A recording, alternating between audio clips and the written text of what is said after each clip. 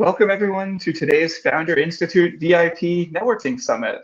If you've been to one of these before, we're now running these are private networking events that we're running regularly about twice per month. These are closed to the public. They're just for meeting others from across the FI Global Network, whether you are joining us as an FI alumni, a currently enrolled founder, or a mentor or director who might be joining us. If you joined early or you've been to one of these events before, then you've already been in the AirMeet Networking Lounge, which is most of what we'll be doing here. So let's kind of get right to it. Today's kickoff event. My name is Dustin Betts. I'm a community manager at the Founder Institute. I'm calling in today from Central Pennsylvania, USA. Most of you probably know FI is a global network, though. We're expecting founders to be joining us from all across the world. So yeah, introduce yourself in the chat kind of while we're kicking off here in the AMA. You can tell us, what's your name, what's your company, where are you joining us from? And then we'll know who you are kind of before we move to the open networking after this portion. So yeah, the agenda for today is we're gonna kick off here with a private talk in AMA featuring one FI Global mentor. And today we're pleased to be joined by Wendy Ryan. She's a best-selling author, speaker, and the CEO of Kadabra, who's going to give a brief talk and then answer your questions. And then for part two, as I mentioned, we'll move to the actual open networking. There's one-to-one speed networking, randomly matched, and then there's different group video chat tables organized around different topics and geographies for those who you might want to connect with in an industry or an area. Housekeeping note about using AirMeet. This is a great networking platform, but it works best if you are joining either on Chrome or Firefox on a desktop or laptop. So if you have to join this event via a phone or a tablet like an iPad, then we recommend you use the AirMeet mobile application to join the event. Otherwise, some of those networking features in the lounge won't work for you. Other upfront reminder is our guest, Wendy Ryan, is here to answer your questions, so please don't be shy. You can put them in the chat at any point during her presentation, and then we will get to them right away as soon as we move to question and answer. I'm thrilled to introduce Wendy Ryan. She's a best-selling author and speaker, as I mentioned, and the CEO of Kadabra, where she leads a team of change and leadership experts, expanding what's possible for people and organizations. She advises HR leaders, board members, and CEOs about issues including leadership, strategy, sustainability, equity, and inclusion in the workplace. She's a coach, a mentor, and an investor in women, BIPOC, and LGBTQ founders whose talent has historically been not received equal access to capital. And Wendy brings over 25 years of combined experience in human resources, organizational development, and nonprofit leadership and executive coaching. So yeah, I'm thrilled to introduce Wendy Ryan as our featured guest for today. Wendy, welcome. Hi, it's great to be here, Dustin. Thank you. And great to see we've got some people joining us and more coming in. That's exciting. So I'm going to, I think I can share my screen now. And I'll turn it over to you, and we'll take me off camera for while your presentation. And then as soon as you're done, yeah, as I said, don't be shy. Put your questions in the chat, and then we'll ask them to Wendy as soon as she's done with her presentation. Sounds good. Thank you. So appreciate everybody's patience here as I'm getting my slides up. My topic today is leadership. So we're going to just kind of take you on a brief journey about some thoughts I want you to take with you about leadership, and particularly in the context of being a startup founder. What does that mean? And what are some things that people years later in the journey wish they had known when they were starting out? So I define leadership as influencing others to achieve a result, not solely for the purpose of satisfying your own interests. So when you look at that definition, it's pretty clear that lots of people can be leaders. It doesn't mean that you have the CEO title or that you have necessarily a formal position that says you are the leader. It's really about a role and an intention, and it's about how you execute that role and intention. So I want to suggest two North Star questions. So I think a good way to think about what do we need to be paying attention to as a founder, especially in the early stages of our business, is you've got a lot of things to worry about. You've got to figure out how to get your MVP. You've got to figure out how to raise funds. So I am not here to add things to your to-do list. That is not my intention. It's simply to say that a good starting point is to figure out what is going to be your North Star for leadership. How are you going to build a very simple compass that you're going to take with you right from the beginning, that's going to carry you through your journey, that's going to help you kind of stay grounded and centered in being the best leader you can be. And leadership matters. We're not going to go into all the reasons why today, but trust me when I say that looking back, you'll be glad that you thought about this at the beginning. So the two key questions here are, why do you want to be a leader? A lot of times we say, well, I'm starting a company. I'm the co-founder, the CEO. So it's sort of by default. I don't know that I want to be a leader so much as I want to do this thing. And that's okay. However, realize that in doing that thing, you're going to be recruiting people to join you in that effort. And so, guess what? You are now going to be a leader of people. So, even if that isn't where your heart is, even if that isn't the place that you're starting intentionally, guess what? You're gonna end up there. So, thinking now about why you'd want to be a leader. So coming up with a reason other than this thing you want to get done is really important. And then, who are you being as a leader? This is one of those questions you want to come back to when I mentioned grounding and centering. Who am I being today as a leader? The trick that I use is something called I Eat Leadership, which stands for inclusive, equity minded, authentic, and trauma informed. So every morning I encourage leaders that I work with to wake up and say, how am I going to I eat my leadership today? How am I going to show up as inclusive, equity minded, authentic, and trauma informed? And when we go to bed at night, we can ask that same question. So you can build in these very simple reflections to help make sure that you're following that North Star.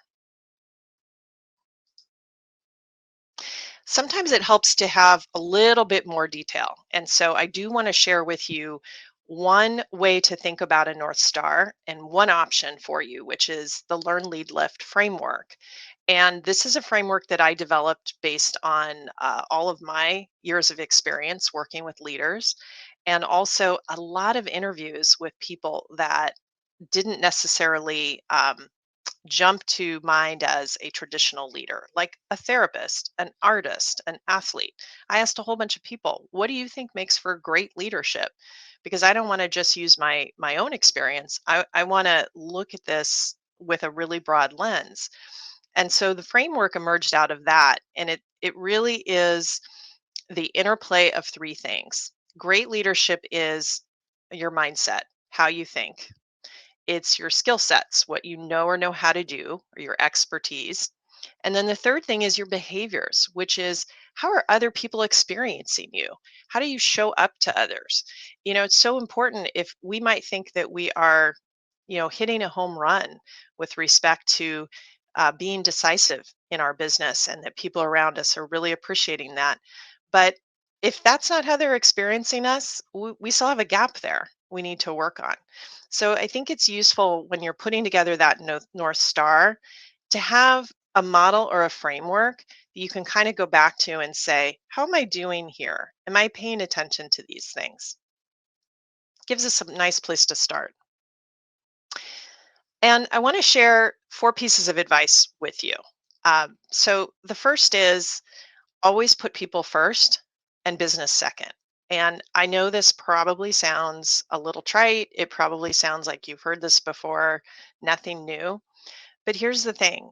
When I talk about putting people first, it means that every interaction you have with people, whether it's a vendor, a 1099, an investor, a W-2 employee, it doesn't matter who it is, look for the human first. Look at the human, acknowledge them, and even engage in that thing that I know a lot of founders don't love, especially if you are not someone who identifies as a people person, which is small talk. Yes, you have to do it. Um, We need to see each other as people first before we get down to business. You will have a lot more success in your business, whether it's fundraising or whether it's getting and keeping the best talent, if you do this. The second is recognize that diversity is not a nice to have. It's actually a must have for your business. And when I talk about diversity, it's not just who is the team of people that are working for you, it's who is in your ecosystem. Are you reaching out to people that hold different identities than you have, to be your graphic designers, to help you with your branding, to be your investors? So casting a really wide net. It's so easy when we're busy to get very insular with our network and just go ask the same people, well, who do you use for this thing? And then I'm just going to go talk to them. And we really do not get the best thinking. And I meet a lot of experienced entrepreneurs who really wish they had integrated this intentionally from the beginning. My third one is, don't worry about looking like a genius. Um, you are often going to be the smartest person in a lot of rooms you walk into, but that's really not what's important. It will turn people off if they feel like you're trying too hard to prove that and hold on to that. So much better is to really focus your energy and intention on how are you bringing out the genius in others. So, you want people that you're pitching to as investors, you want them to feel smart. There's nothing worse for me than when I'm hearing a pitch from someone and it is so scientific and it is so specific to a particular technology, and I'm having trouble following, and I feel dumb. And that's not how you want me to feel, because that's not going to encourage me to invest in your business. So it's not about you being smart. It's about how are you making other people around you look and feel smart. Um, and my fourth piece of advice is be decisive, even when you're unsure. So gather your facts, gather your data, but then um, get comfortable moving to a decision quickly and not worrying about whether it's the best or the right decision, because there are so many unknowns, particularly in the early stages of a business, and there's more than one right answer a lot of times. So I think what holds back a lot of people, particularly who have been trained in scientific disciplines, or where they had this idea of there is one right answer, or there is a need to have a very huge burden of proof before we declare something to be right. Sometimes this holds us back. And speed is everything in an early stage company. The thing we do not have is time. It is more precious than money. It is more precious than anything else. So decisiveness is a big factor in your success over the long haul. So if you're interested in connecting with me, I certainly welcome that. I think my my capacity kind of contracts and expands depending on what else I have going on. But I definitely encourage you to follow me on LinkedIn. I do post frequently and have resources there. And also, if you scan this QR code that's in the slides, and I think there's a way for me to make these slides available later as well. Um, it will take you to a page on the Kadabra website that has a lot of resources for you related to Learn, Lead, Lift. So if you're interested in this idea of having a North Star for leadership, there's a lot there that you can start using and integrating right away.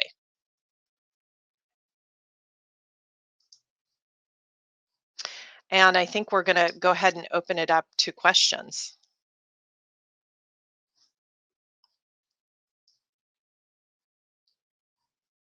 Here I am.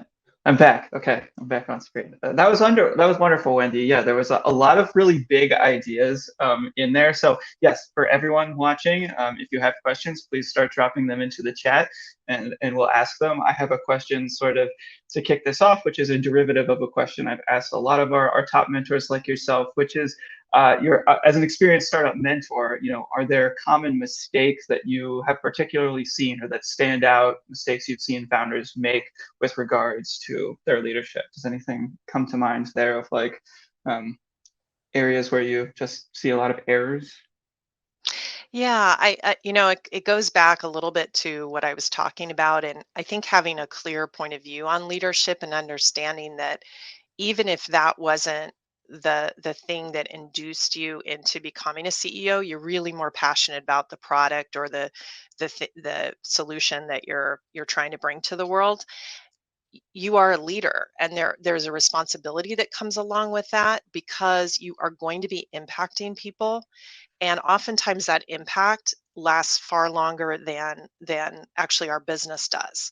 So it really behooves us to take that seriously, even if it's not kind of where our passion is highest. Mhm.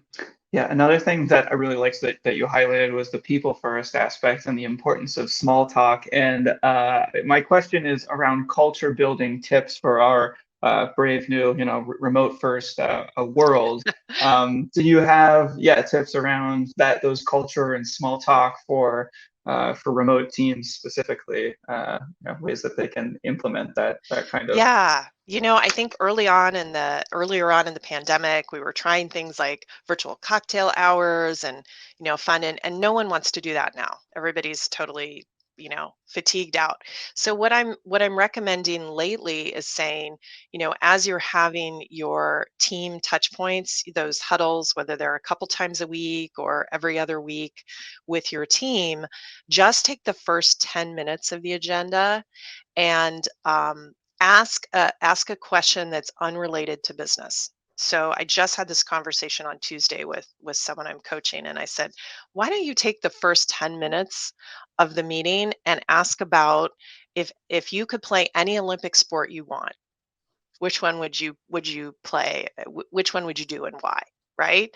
And I know it can feel like a waste of time because you're saying, "Wendy, I've got 100 things on my punch list I have to get done in the next 2 weeks." But it is so, so important. We've got to take that little chunks of time to reconnect about something that has nothing to do with the business. Yeah, that seems like good advice. And I like that icebreaker in particular. I'm tempted to answer it, but I'll spare everybody. So, Yeah. a question here from Carmela. She asks, I think this was an acronym that you used in your presentation, IET. Can you expand on this a little bit more or define it again? Yes. So I call it I Eat Leadership. And if I had to describe the Learn, Lead, Lift framework and what's contained within it. So once you drill into the specific mindsets, skill sets, and behaviors, the essence of it is this acronym I EAT, which it stands for inclusive, equity minded, authentic, and trauma informed. And those are the four things that leaders today need to be able to show up with and be concentrating on. It's not what we're taught in school necessarily. It's not what we sort of externally get messages from the business and investor world that, no investor is like, "Are you being inclusive?" Yet, but they will. So I want people to be thinking about how to be a great leader today, but also 10 years from now. And we need to start building these muscles now. Yeah, definitely. And I feel like that sort of answers another question that I wanted to ask, or it's an answer to. But you mentioned, and I really like this, the importance of staying grounded. But I feel like in the startup world, there's also this need to have like a healthy ego. It's something very common among founders. And so, yeah, do you have, I guess, other tips or thoughts on just, yeah, that putting that, being grounded into practice, or would it go back to that kind of IE principles? Yeah, I think some of us are, eh, you know, eh, some of us are sort of have to work on projecting confidence, and others of us need to work on sort of sitting back and not taking up so much space. So I think this is an area where it really helps to get feedback from mentor, team member, friends. How do people experience you when you're in a room? It's so important when we're pitching that we come across as confident. But again, we don't want to veer into what I mentioned earlier, which is I am the smartest person in the room, and I'm going to prove to you why. That is really off putting.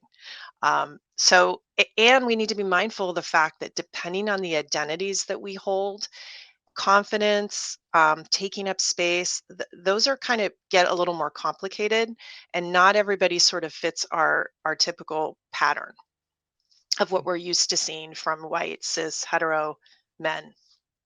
Yeah. Marco asked a question that's sort of, yeah, leaning the other direction, I guess, so somebody who's, less, that has less, I guess, ego to begin with. And these are all kind of follow-up questions, derivatives on what we're talking about. But just, Sure. he asked, could you share key tips on how to be decisive? So if you're somebody who tends to be more, I guess, laid back's not the right word, but just kind of less out front in your leadership style, do you have actionable tips on, being more decisive if it comes less naturally to you?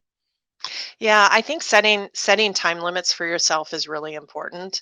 So I like to encourage founders to say, okay, I'm going to make this decision in 3 days. So give yourself some period of time to gather the information you need, but then hold yourself to that.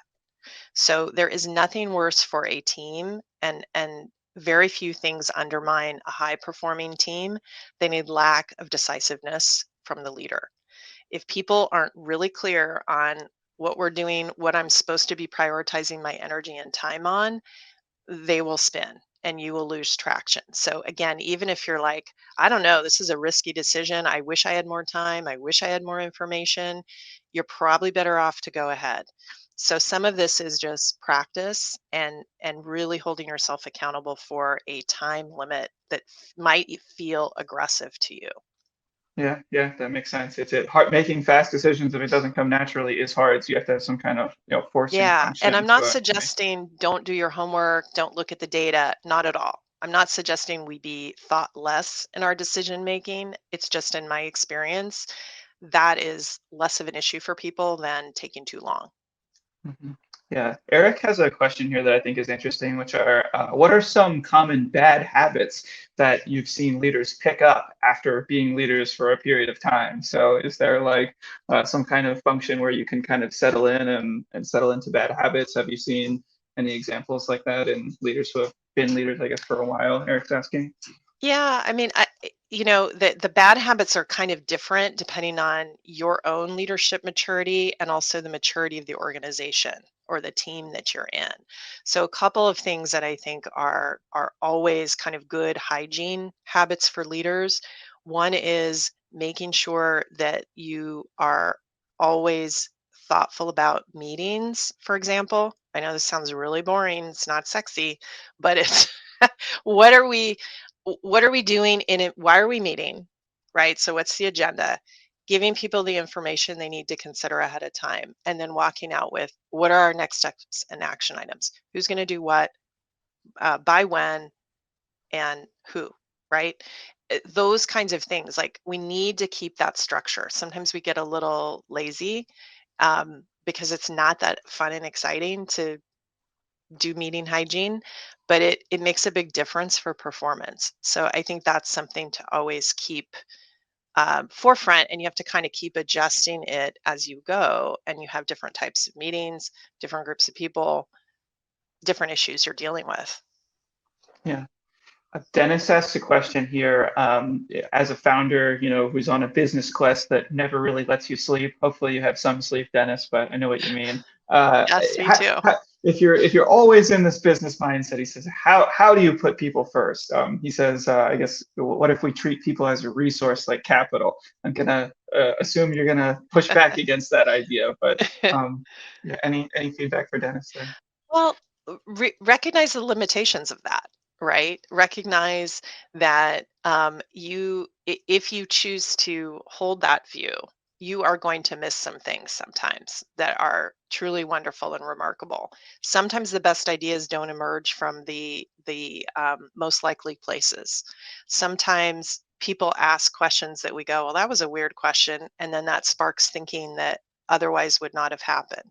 So when we focus on people first and we make space for these getting to know you moments like I talked about earlier, or some people would call it team building, even if it's only short periods of time, that's what we're nurturing and we're cultivating. Is people are more likely to offer um, their ideas because they feel safer when we know people, we trust them more, we work harder for them, we put in more discretionary effort.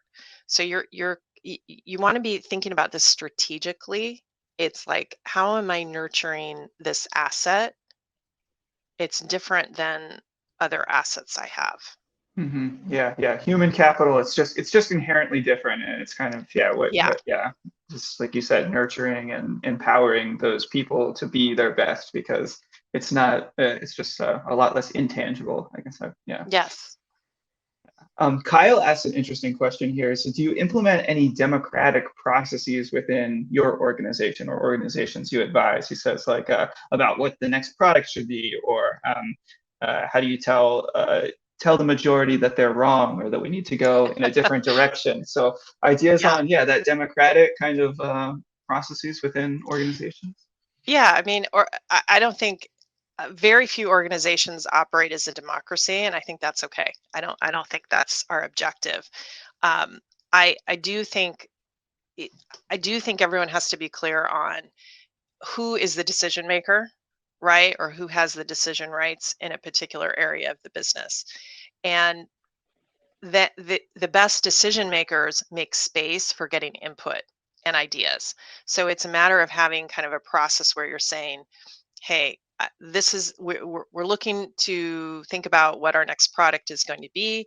This meeting and session and time is our container for brainstorming, for ideation, for getting kind of our best thinking, but there's clarity that it's not going to be a consensus, a group vote.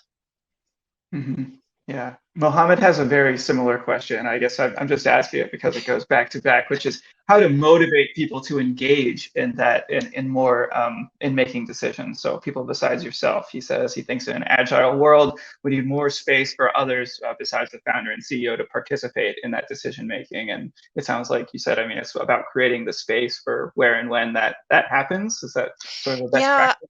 I think a lot of founders, in particular, we tend to be very have a bias toward action and tend to be people who in a room will raise our hand and be like, I have an idea. And we're not as shy sometimes inherently about doing that. And so sometimes, because that's sort of how we're wired, we have a really hard time appreciating that other people on our team um, might have a great idea in their head, but they're just not going to raise their hand and talk about it. So you have to create that formal container and explicit time and say, like, now is the time we're going to look for new ideas. And then you have to call on people, you have to invite them, give them a really explicit permission to engage and contribute.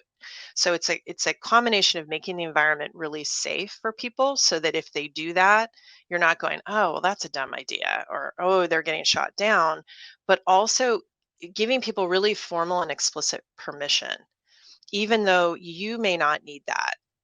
Most other people do. Mhm.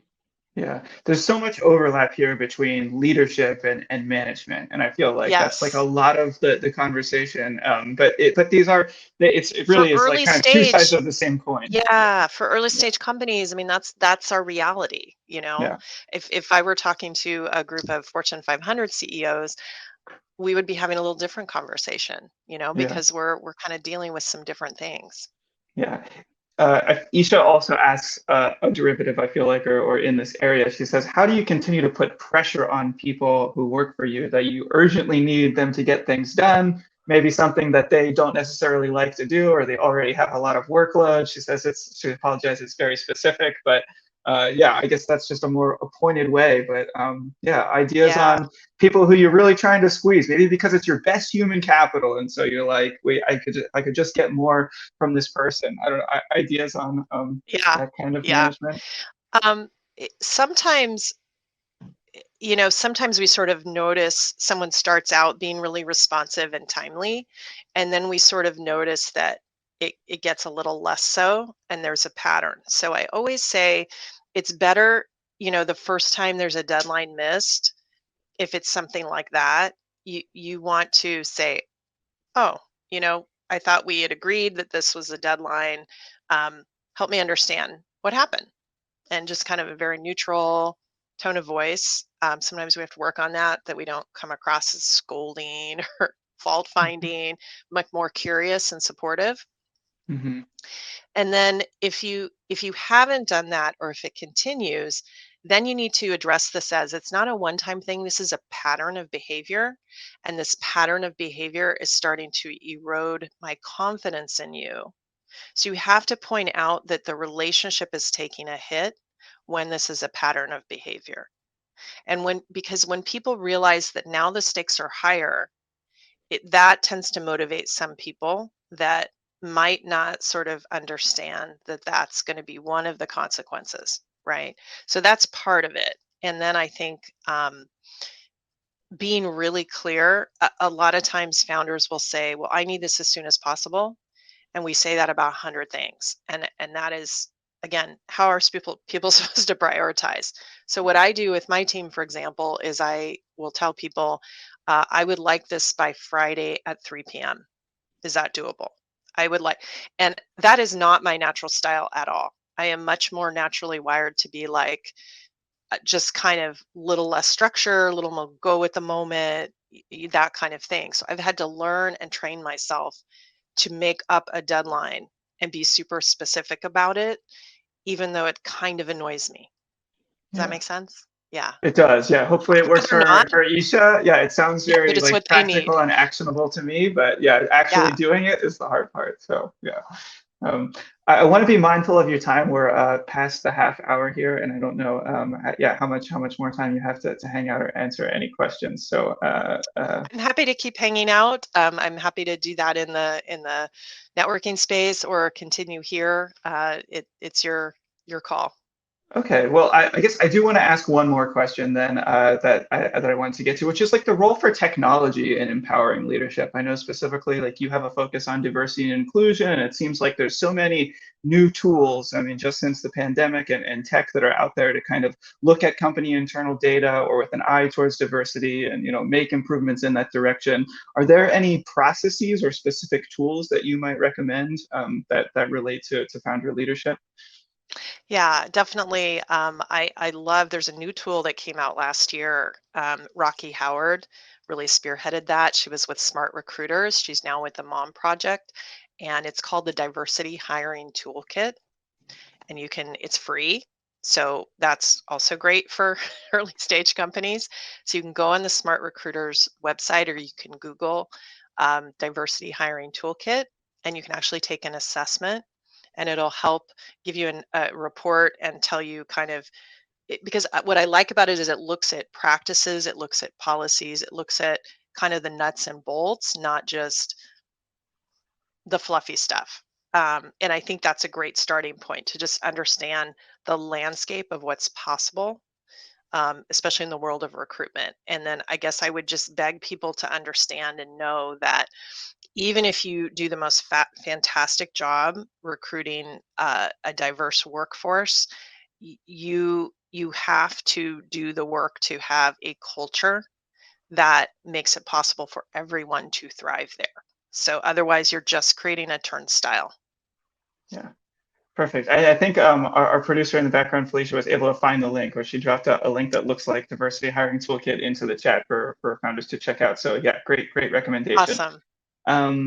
I guess the final question to end on before we move to the open networking, which you're welcome to hang out if you're able to, is just for you personally, when you take some R&R when you're not working, whether it's related to leadership or not, is there anything that you're streaming, reading, listening to, other resources besides your own book that we've dropped the link into that you would recommend maybe founders check out who are interested in learning more in this space, or if not leadership related, just anything else that you've been watching and enjoying recently that you want to recommend?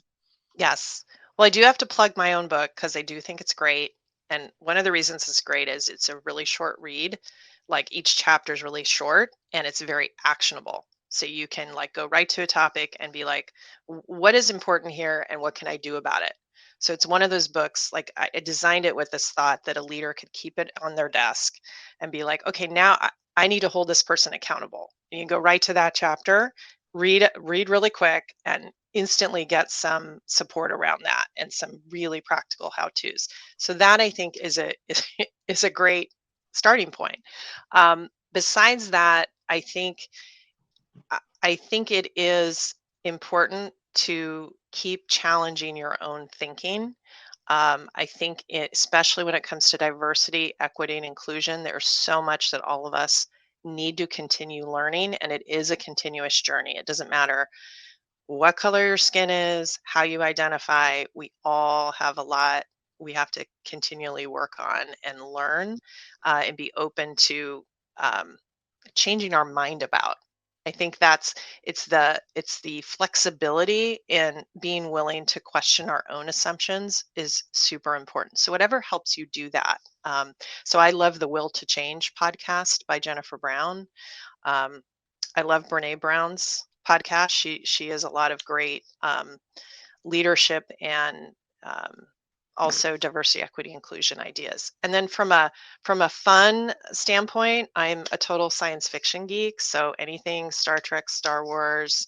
Um, I've been watching Raised by Wolves lately, which is Me kind of, too. Oh, we could yeah, talk about like I just, because that stuff just, makes you think. It makes you think. And of course, Ted Lasso, if I just want to feel good, love yeah, him.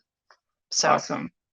Great recommendations all around for those looking for more practical advice or just to unplug. Well, I guess not necessarily unplug if you're streaming, but dive into something else. So awesome. Yeah, thank you so much, Wendy. A lot of really big ideas here to think about and put into execution. So yeah, check out your book for those practical kind of tips. I love that it's meant to be more of like a actionable resource in short, because yes, most books could probably be shorter, nonfiction books, let's be honest. So it's I great that think you wrote so. it with that in mind.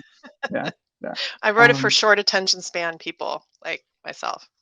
Perfect, perfect. Well, yeah, thank you so much for your time. And if you can keep hanging out for the networking session, please do. Will do. And I'll just give a couple more quick reminders here before we all move to open networking. So as I mentioned before, this is just reminders about using AirMeet. You want to be in Chrome or Firefox if you're joining from a desktop or a laptop, or using the AirMeet mobile app if you're on a mobile device. Please be respectful of everybody's time when you're in the group networking tables. That's just the best practice for online networking in general, but try to be brief with your own introductions and take turns speaking and asking one another questions. Another pro tip that I always like to mention, because I've seen this go wrong, is if you meet somebody who you want to connect with further, make sure you search for their names in the tab and exchange social contact information so that you don't like lose touch with one another after this event ends. And yeah, that's just my final pro tip for networking. You can download this worksheet if you want some other tips on networking best practices online. But beyond that, yeah, please have fun. We're excited to be hosting these private events just for the FI Worldwide Network, and hope that you'll enjoy this time to connect with others here in the networking lounge. So we'll see you out there in a few minutes. Thanks everybody for joining.